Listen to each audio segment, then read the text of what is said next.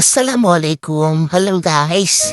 দেখো বৃষ্টির সকাল, কত সুন্দর। সব ঘুম থেকে উঠি দেখে কত সুন্দর বৃষ্টি পড়তেছে। তাই ভাবলাম আমি বৃষ্টিতে কি করা যায়, কিভাবে সেলিব্রেশন করা যায়। তার জন্য চলে আসলাম, একটু রান্না করি চলো। এই যে সুস্বাদু এই খাবারটা রান্না করেছি, এখন কিভাবে রান্না করলাম এটার প্রসেসিংটা তোমাদের দেখাই চলো। শুরু করি রান্না। এই যে পেঁয়াজ, এবার ঘুটানাটা দিয়ে নিই। ঘুটানাটা দিতে দিতে দিতে দিতে একসময় পেঁয়াজ হচ্ছেই না। দেখ, এই করতে করতে একসময় পেঁয়াজ আস্তে আস্তে লাল হতে শুরু করলো। দিলাম আদা রসুন বাটা, একটু পানি দিয়ে নিলাম। এবার এটাতে এক এক করে সব মশলা অ্যাড করে দেব। হলুদ, মরিচ, তারপরে জিরা, সব মশলা দিয়ে আবারও ঘুটানাটা করে এবার মাংস দিয়ে দিলাম। এবার ভালো মতো মাংসটা কষিয়ে নেব।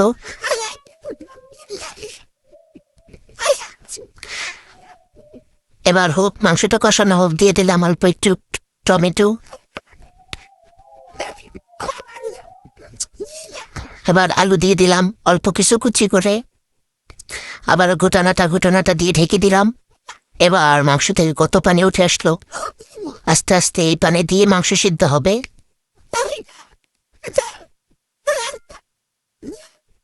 আবারও সেই মাংস কষাতেই আছি।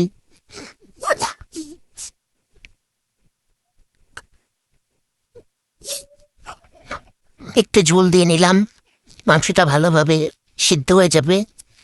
এবার চলো মেইন রান্নার হাঁড়িতে চলে যাই।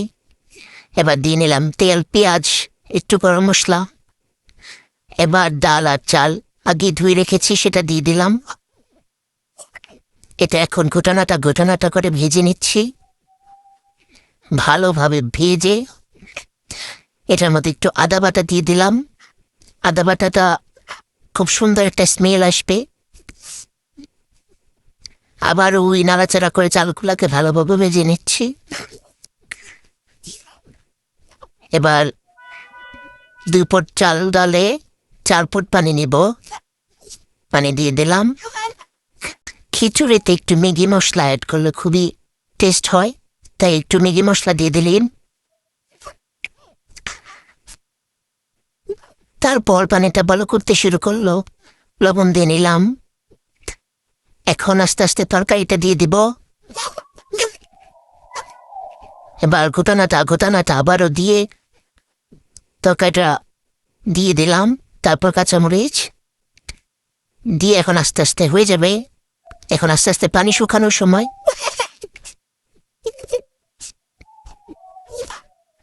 হতে থাকুক।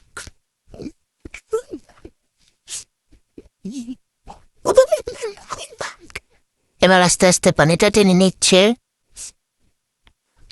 চলুন ফাঁকে একটু চা খেয়ে নিই।